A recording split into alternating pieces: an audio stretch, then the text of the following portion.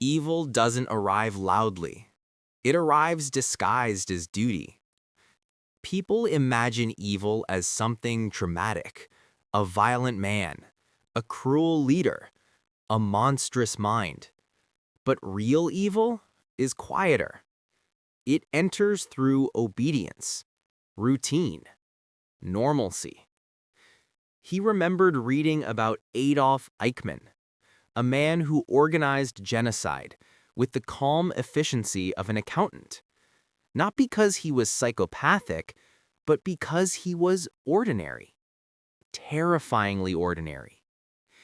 Evil doesn't grow from hatred, it grows from compliance, from people who follow instructions because it's their job, from citizens who look away because it's not their problem, from workers who execute harm because someone else decided.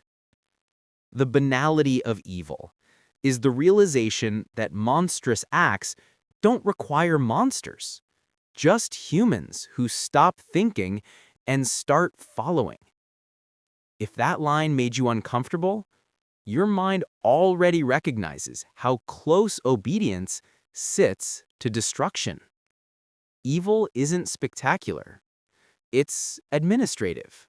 Number 10. Ordinary people do harm when responsibility is distributed. He once worked on a project where decisions were split across so many hands that no one felt accountable for the damage. This is how systems fail and how evil grows. When responsibility is divided, conscience weakens. Psychologists call it diffusion of responsibility. Everyone contributes. No one feels guilty. A signature here, a form approved there. An order passed down, a rule followed blindly. This mechanism powered Eichmann's machinery.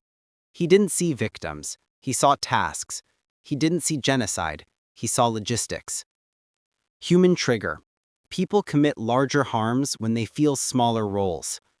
Emotion shift. Recognition to unease.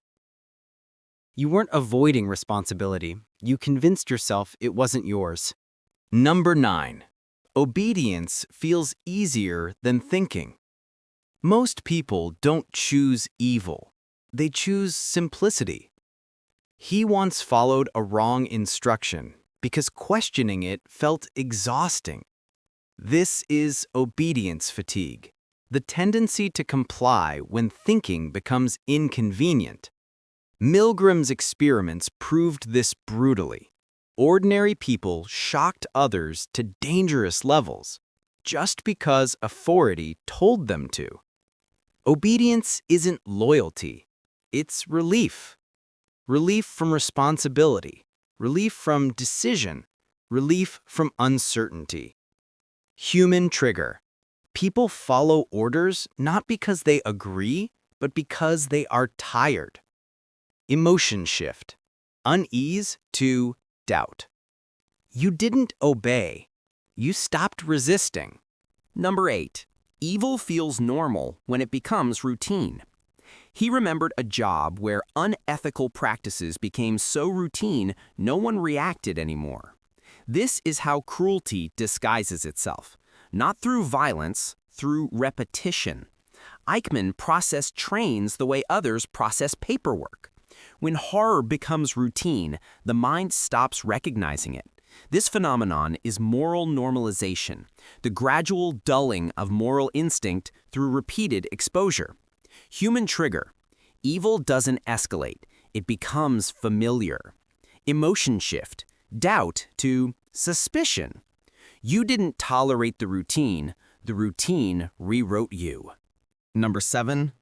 Language sanitizes harm until it sounds harmless. He once read a report describing layoffs as resource realignment, pain disguised as paperwork.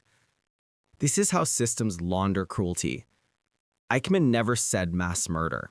He said evacuations and special treatment. Language removes blood from the act. It softens reality until conscience stops reacting. This is linguistic anesthesia, when words numb what they describe. Human trigger. Language doesn't hide evil, it anesthetizes it. Emotion shift, suspicion to alarm. You didn't misunderstand the words. The words were engineered to make you stop understanding. Nothing makes the body react like something is wrong. He once woke up to total silence. No cars, no voices, no wind, and felt immediate fear. His pulse quickened, breathing shallowed, muscles tensed. Nothing is a biological alarm. Humans evolved to detect danger through sound. When sound disappears, the brain interprets it as a predator's presence. So emptiness activates survival mode faster than noise ever could. Human trigger. The absence of threat feels like the presence of one. Emotion shift. Alarm to disbelief. You didn't sense danger. Your body reacted to silence. Number 5. Ordinary people justify harm through just doing my job. He remembered a coworker who defended unethical behavior with one sentence: "I don't make the rules." This is the heart of the banality of evil. People justify harm not with ideology, but with procedure. Rules replace morality. Tasks replace empathy. Obedience replaces conscience. This is bureaucratic moral distancing. The illusion that following orders protects you from guilt. Human trigger. Duty becomes a shield when conscience becomes inconvenient. Emotion shift. Disbelief to tension. You weren't following orders. You were hiding behind them. Number 4. When people feel powerless, they stop resisting wrong. He once stayed silent during something clearly wrong, not because he agreed, but because he felt his voice wouldn't matter. This is perceived helplessness, a psychological trap where moral action dies because people underestimate their own impact. Eichmann himself believed his role was too small to make a difference, but his small role helped kill millions. Human trigger. Feeling powerless creates more evil than hatred ever will. Emotion shift. Tension to chill. You didn't stay silent out of fear. You stayed silent out of disbelief that your voice mattered. Number 3. People conform to harmful behavior when everyone else acts normal. He once witnessed a group treat something unethical as casual. He stayed quiet. Others stayed quiet. The silence became approval. This is conformity pressure, the instinct to match group behavior, even when it's harmful. Eichmann's world was full of people doing what others did. When cruelty is normalized socially, resistance feels like deviance. Human trigger. Immorality spreads when normal people try to appear normal. Emotion shift. Chill. Collapse. You didn't join in. You adapted. Number 2.